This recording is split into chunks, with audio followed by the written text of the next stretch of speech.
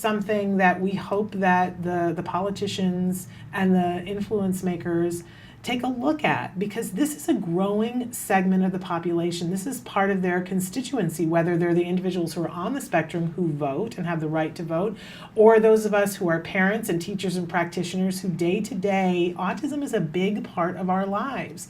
Do you think they're listening, Dr. Pitney?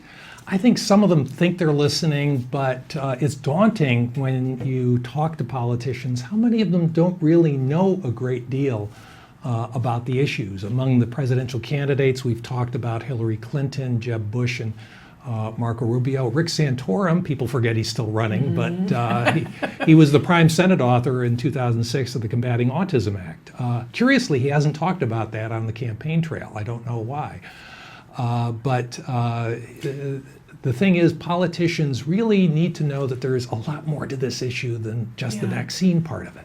Do you think that they deliberately avoid the autism conversation because there's nothing to be gained? A couple of State of the Union addresses ago, President Obama said something in his address. He said, an autistic people.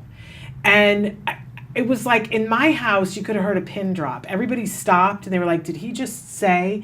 And it was so fascinating to me the next day, because there were people who were going, yay, he said autistic, and other people were going, doesn't he know that the newer generation of people like to say they have autism instead of they are autistic? And I thought, you can't win. That's right. And one of the things I talk about in the book, the language you used, you say autistic people with autism, and you're going to get passionate partisans on either side of that issue. So what I do in the book is I use both terms interchangeably, and probably I'm going to get mail from both sides. But do you think, though, back to the original question, do you think that they're avoiding the conversation politics? But I think at this point they're just trying to gain votes and not get rid of anybody.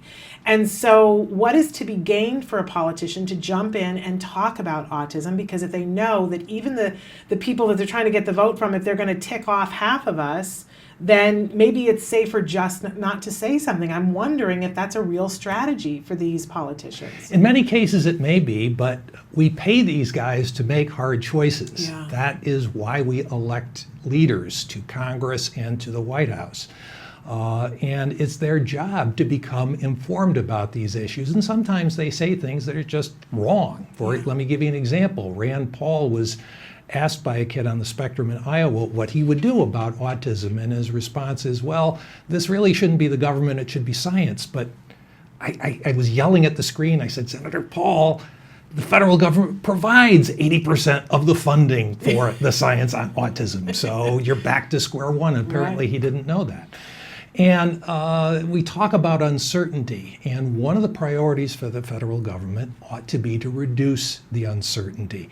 We have a lot of research underway about genetics, and that's really important. But one area that's crucial is to build their potential to live out the lives they can live and contribute to society. And people on the autism spectrum are a really huge untapped resource for the rest of America, and it's sinful not to take advantage of it.